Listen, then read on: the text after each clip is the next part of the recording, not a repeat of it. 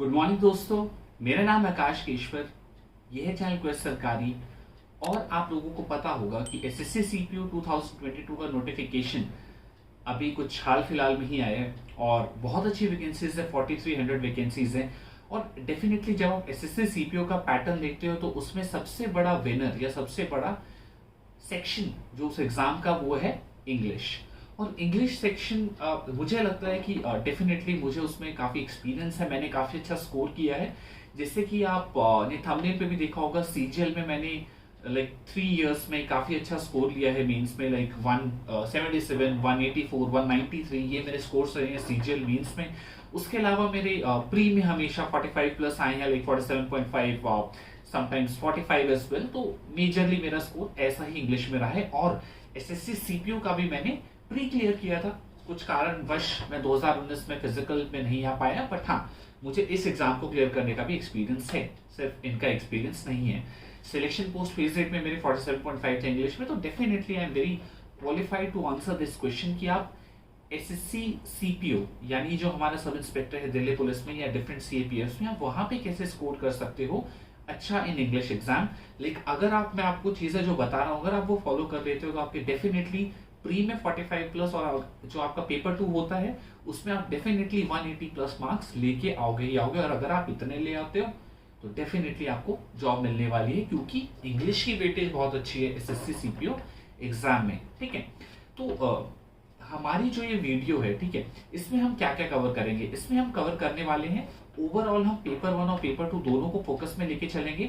मैं आपको best books मॉक्स हर चीज इस वीडियो में बताने वाला हूँ। ठीक है, तो दोस्तों सबसे पहले अगर हम देखिए तो इंग्लिश लैंग्वेज में क्या क्या चीजें होती हैं। ठीक है, तो इंग्लिश लैंग्वेज में आपको कवर करना होता है, आपकी होती है ग्रामर होता है। ठीक है, एक हिस्सा आपका ग्रामर होता है जिससे काफी तरह के क्वेश्चंस बनते हैं, जैसे कि आपकी सेंटेंस दिया है तो किस पोर्शन में एरर है। ठीक है, वो है आपका जैसे वोकैबुलरी अगर आपकी अच्छी है तो आप एंटोनिम्स को, साइनोनिम्स को, आप इडियम्स को, फ्रेजेस को, इन चीजों को अच्छे से हैंडल कर पाओगे। ठीक है, और आपका जो तीसरा हिस्सा पड़ता है वो है आपका रीडिंग कॉम्प्रिहेंशन टाइप चीज है, जो कि मेनली है आपकी रीडिंग एंड अंडरस्टैंडिंग बेस पे। वो वोकैबुलरी नहीं है, वो ग्रामर नहीं है, वो एक अंडरस्टैंडिंग वाला बेसिस है। तो इन चीजों को हम ध्यान में रख के करने वाले हैं। ठीक है, तो सबसे पहले मैं आपको बुक से इंट्रोड्यूस कराता हूँ, आपको इसी ऑर्डर में इन बुक्स को फॉलो करना है। ठीक है, तो सबसे पहले जो मैंने बुक फॉलो की थी अपने जो भी एसएससी के प्रिपरेशन में, वो है आपकी प्लेन्थ टू पैरामाउंट। तो एक नीतू सिंह की भी बुक आती है, मैं कहूंगा आप प्लेन्थ टू पैरामाउंट ले लो या फिर नीतू सिंह ले लो, उनमें से एक करो। ठीक है, दोनों आपको लेने की जरूरत नहीं है, इन दोनों में से एक बुक करो। इस बुक को भाई अच्छी तरह घोट दो, अच्छी तरह पढ़ लो। ठीक है, और इस बुक से आपको एक बेसिक अंडरस्टैंडिंग हो जाएगी चीजों की। ठीक है, एक बेसिक आपका सिस्टम अच्छा बैठ जाएगा कि आपको कैसे कैसे क्या क्या चीजें करनी है, आपको हर चीज का बेसिक पता लगेगा। लाइक ग्रामर कैसे है, कुछ आपको antonym, synonym, vocabularies, one word substitution, idioms, phrases, सब चीजें आपको थोड़ी थोड़ी पता लग जाएगी। इस बुक को आप एटलीस्ट एक बार तो पहले कवर करो। ठीक है, एक बार आपने ये बुक कवर कर ली, अब मैं आपको कुछ दिक्कतें बताता हूँ। जैसे आपने इस बुक में अगर आप देखो तो वोकैबुलरी का जो हिस्सा है, वो वोकैबुलरी के हिस्से में क्या है कि वोकैबुलरी के सीधा वर्ड दिए, बट अगर वोकैबुलरी से पढ़ने से ही याद हो जाए तो यार इस तरह चल नहीं पाता ना। वो एक ऐसा तरीका नहीं है कि आप बहुत सारी चीजों को याद रख पाओ। तो वोकैबुलरी को पढ़ने का सही तरीका है रूट वर्ड्स के थ्रू। ठीक है, उसके लिए मैं आपको एक बुक सजेस्ट करने वाला हूँ, वो है नियॉन क्लासेस की आपकी बुक पढ़ती है word power bye Manisha Bansal ma'am. ठीक है, तो ये बुक बहुत अच्छी है आपकी वोकैबुलरी के लिए। अच्छा, एक वर्ड पावर करके भी आती है, बट यार वो बड़ी जेनेरिक बुक है। ठीक है, वो एसएससी को स्पेसिफिकली केटर नहीं करती, ये आपकी कंपटीशन को ध्यान में रख के बनाई गई है और लिटरली बहुत अच्छी बुक है। ठीक है, मुझे रिसेंटली इसके बारे में पता लगा था कुछ और एस्पिरेंट से, तो मैंने डेफिनेटली इस बुक को भी ऐड किया है अपनी रिकमेंडेड बुक्स की लिस्ट में। ठीक है, ओके, तो ये हो गई आपकी वर्ड पावर। उसके अलावा ना मुझे बहुत बच्चों के क्वेश्चंस आते हैं, दो चीजों पे उनको बहुत डाउट होता है। पहला होता है आपके जंबल सेंटेंसेस। तो जंबल सेंटेंसेस ऐसी चीज है कि आपको कुछ 4 सेंटेंसेस देते हैं, उनका एक आपको लॉजिकल सीक्वेंस उनका बताना है कि वो किस सीक्वेंस में पढ़ेंगे, like P Q R S R Q P S whatever.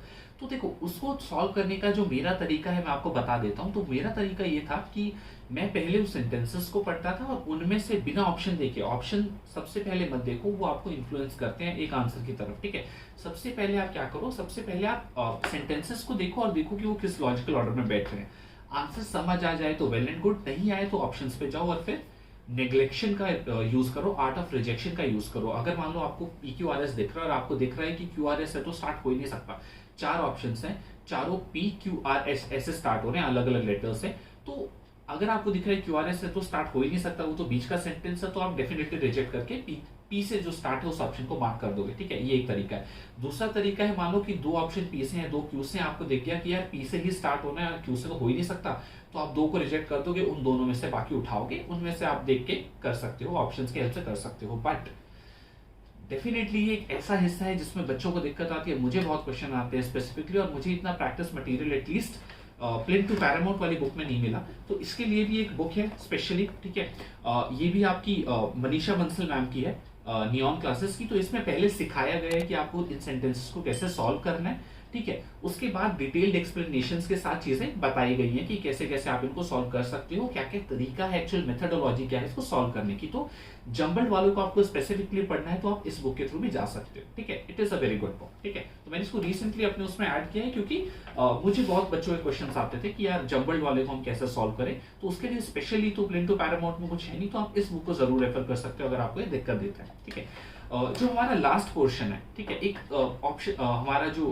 Portion पड़ता है वो आपका पड़ता है क्लोज टेस्ट का पोर्शन। उसमें भी बच्चों को बहुत दिक्कत आती है और बहुत सारे क्लोज टेस्ट एसएससी अपने एग्जाम्स में पूछता है।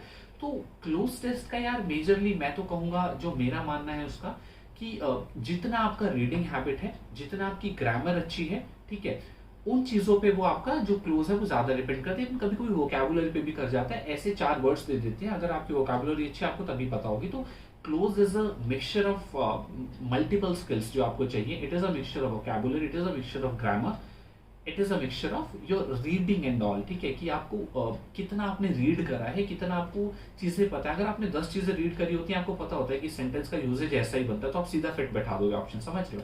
तो इसका मल्टीपल ये इसकी methodology, it is a mix of skills जो आपका क्लोज है। जितना प्रैक्टिस करोगे उतना अच्छा है। स्पेशली अगर आप कहोगे कहाँ से प्रैक्टिस करो, तो ये मनीषा मैम की बुक है क्लोज टेस्ट की। ठीक है, इसमें आपकी एसएससी के प्रीवियस ईयर एग्जाम्स हैं, उनके भी क्वेश्चंस हैं, और ऊपर से मेथडोलॉजी समझाई है और ऑप्शन समझाई है कि हम कैसे सिलेक्ट करते हैं, और सारे आपके प्रीवियस ईयर के क्वेश्चन है कहाँ के, एसएससी सीजीएल के, सीपीओ के, बैंक के। तो आपको डेफिनेटली बहुत हेल्प मिलेगी इस वाली बुक से। अच्छा, मान लो चलो अब आपने अपने बेसिक्स अच्छे कर लिया, प्लेन टू पैरामाउंट पढ़ ली, जंबल में दिक्कत थी, क्लोज में दिक्कत थी, वोकैबुलरी में दिक्कत थी, आपने ये मनीषा मैम वाली बुक्स पढ़ ली। ठीक है, तो अब आ जाती है बात प्रीवियस ईयर्स पे। प्रीवियस ईयर्स में हमें क्या करना है, तो यार मैंने एक एलबी पब्लिकेशन की बुक होती है अजय के सिंह की, एसएससी इंग्लिश, तो मैंने ये वाली बुक ली थी। इसमें अगर आप खोल के देखोगे तो आपको बड़े चैप्टर वाइज चीजें अरेंज करके दी जाएंगी, जैसे कि प्रीवियस ईयर क्वेश्चंस आपको 2015, 16, 17, 18 सबकी हैं इसमें, सीपीओ के हैं, सीजीएल के हैं, आपको हर एक एग्जाम के इसमें स्टेनो के, सीपीओ के, सीजीएल के, इन सब के आपको एग्जाम मिल जाएंगे। ठीक है, इवन आपको टीयर 1, टीयर 2 हर एक के इसमें नॉर्मली मिल जाते हैं जो आपके इंग्लिश के एग्जाम्स हैं। ठीक है, उसके अलावा आपको एक सेक्शन दिया है जिसमें आपको चीजें पढ़ाई गई हैं, जैसे अब ग्रामर में कहूंगा इससे मत पढ़ना, ग्रामर अपना प्लेन टू पैरामाउंट से ही पढ़ लिया आपने, इससे आप पढ़ लेना जैसे one word substitution, special word, idiom, phrases, phrasal verbs, और पिछले साल के क्वेश्चन सॉल्व कर लेना।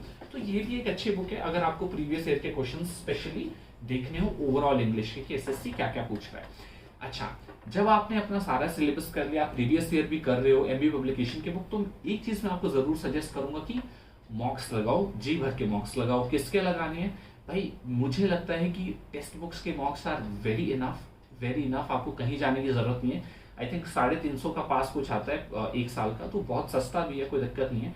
तो टेक्स्ट बुक यार मुझे बहुत सफिशिएंट लगा। मैंने अपनी पूरी तैयारी में इंग्लिश के लिए मैंने एक आध बार कहीं का एग्जाम दिया था जस्ट फॉर द वेरिएशन से, बट मैं नॉर्मली टेक्स्ट बुक यूज करता था। हाँ, टेक्स्ट बुक से मैक्सिमम दो, टेक्स्ट बुक में आप क्या क्या दोगे, पिछले साल के सीपीओ के पेपर कर लेना, जो भी है उनको जरूर अटेम्प्ट करना, उनको सॉल्व करना, अच्छे से एनालाइज करना, और जो भी टेक्स्ट बुक नए पेपर बना रहा है वो भी करना। थोड़ी आपको फील आएगी कि नए पेपरों में जैसे नए टाइप्स ऑफ क्वेश्चन कैसे कैसे टेक्स्ट बुक पूछ रहे हैं, क्योंकि आना तो नया पेपर है, पिछले वाला तो रिपीट होगा नहीं, तो नया पेपर देने की भी हैबिट बना लो, कैसा आ जाता है, कैसा पैटर्न हो सकता है। ठीक है, तो इनका मिक्स ऑफ पेपर्स और एग्जाम्स आप देना, मॉक्स आप लगाना।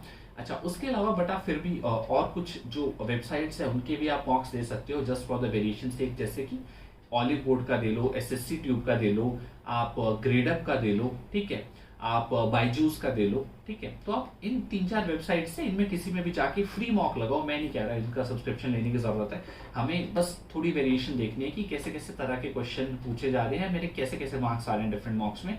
क्योंकि हर एक कंपनी का जो मॉक है ना, उसमें आपको कुछ ना कुछ तो सीखने का अलग मिलता ही है, थोड़ी थोड़ी वेरिएशंस रहती हैं जो टीचर सेट करते हैं, तो आपको कुछ नए क्वेश्चन पता लग जाते हैं। इसलिए अलग अलग कंपनी के मॉक्स आप दे सकते हो, जो भी अलग अलग एजुकेशनल हमारी कंपनीज अवेलेबल है। तो ये तरीका है आपको मॉक्स देने का। तो मैंने आपको ओवरऑल बता दिया, आपको ऐसे बुक्स पढ़नी है, आपको मॉक्स देने हैं, आपको ये एमबी पब्लिकेशन की प्रीवियस की बुक देखनी है। जो भी चीजें लगे कि मुझे नहीं पता है ग्रामर में या वर्ड्स या ईडीएम में जो भी, उसको मैंने एक पतली सी कॉपी लगा रखी थी, उसमें मैं लिखता था। और एग्जाम में जाने से पहले 3-4 दिन पहले मैं रूल्स हो गए, नए वर्ड्स हो गए, नए ईडीएम्स हो गए, ये सारी चीजें या फिर जो नए रूल, जो भी चीजें मुझे नहीं लगी, जो मुझे नहीं पता थी, उन सबको मैं एग्जाम से 2-4 दिन पहले, हफ्ते पहले रिवाइज करके जाता था। तो दोस्तों ये रही आपकी इंग्लिश की स्ट्रैटेजी। तो आई थिंक आपको काफी हेल्प हुई होगी इस वीडियो से। अगर आप ये फॉलो करोगे, आपके डेफिनेटली 45 प्लस आएंगे प्री में, और 180 प्लस में आपको कमेंट कर सकता हूँ आपके अराउंड आ जाएंगे पेपर 2 में। तो दोस्तों ये थी हमारी इंग्लिश की strategy for SSC CPO. Similar he strategy I think apply होगी आपकी एसएससी सीजीएल में भी, अगर आप उसकी प्रिपरेशन कर रहे हो 2022 की। तो आई होप आपको वीडियो अच्छी लगी हो। जरूर लाइक शेयर सब्सक्राइब करना, प्यार देना, थोड़ा इतना टाइम दे रहा हूँ, एफर्ट दे रहा हूँ। तो दोस्तों आई थिंक यही था इस वीडियो से। अगर आपके कोई और डाउट्स हो कि हम मॉक्स कैसे लगाएं, एनालाइज कैसे करें, तो उसके बारे में भी हम डिस्कस कर सकते हैं, but may be in next video. यही था दोस्तों इस वीडियो से। Thank you.